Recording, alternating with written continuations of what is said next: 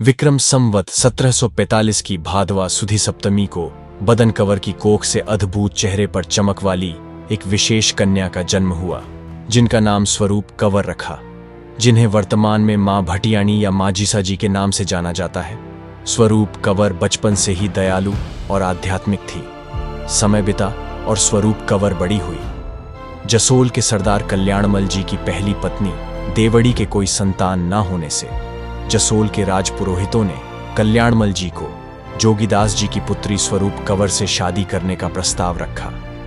राजपुरोहितों की आज्ञा से कल्याणमल जी का दूसरा विवाह स्वरूप कंवर भटियाणी से संपन्न हुआ। स्वरूप कंवर और रावल कल्याणमल जी की शादी से देवड़ी खुश नहीं थी, क्योंकि अब जसोल में देवड़ी से ज्यादा स्वरूप कंवर को पूछने लगे थे। जसोल में सभी स्वरूप कंवर को भटियाणी जी कहकर बुलाते थे।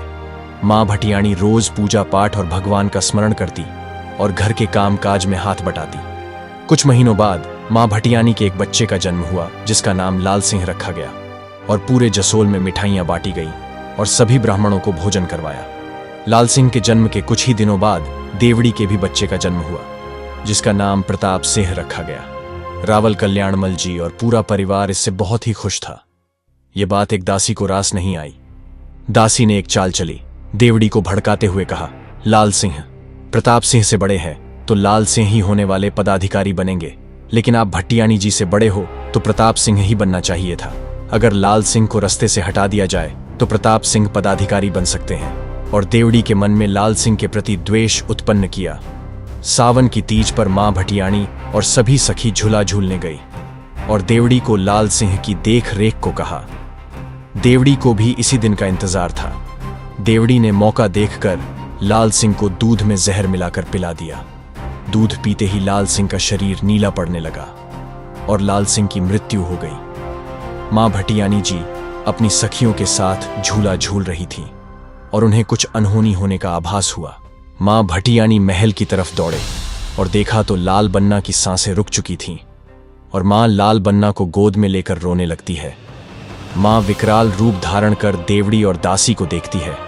दासी को श्राप देती है, तुम्हारी वजह से मेरे कुल का नाश हुआ है, तू तड़प तड़प के मरेगी। उसी समय दासी को लकवा हो जाता है और जमीन पर गिर पड़ती है। माता देवड़ी को श्राप देने ही वाली होती है। तभी लाल सिंह की आत्मा मां भटियाणी से कहती है, इसमें बड़ी मां का कोई दोष नहीं है मां, जिसका दोष था उसे दंड मिल चुका है। और मां इस वियोग में रोते रोते वहीं अपने प्राण त्याग देते हैं। जब कल्याणमल जी को पता चला तो दोनों को गोद में लेकर रोने लगे और दोनों का दाह संस्कार साथ में ही किया। मां भटियाणी ने पहला पर्चा एक दमामी को दिया। जोगीदास गांव से एक दमामी सीख लेने के लिए आया।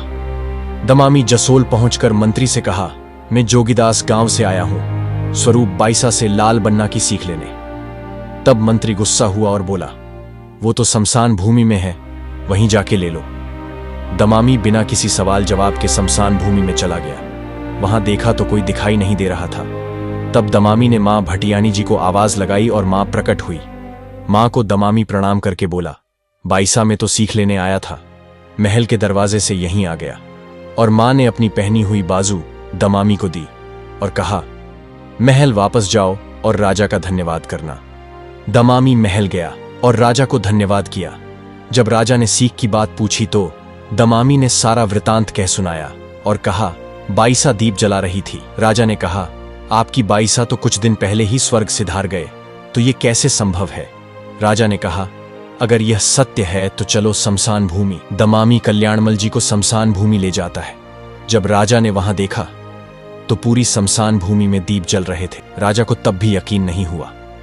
राजा ने एक सूखी डाली ली और उसे जमीन में लगा दिया और कहा, यहां अगर पेड़ लग गया तो मैं मान लूंगा कि आपकी बाईसा कोई साधारण स्त्री नहीं थी।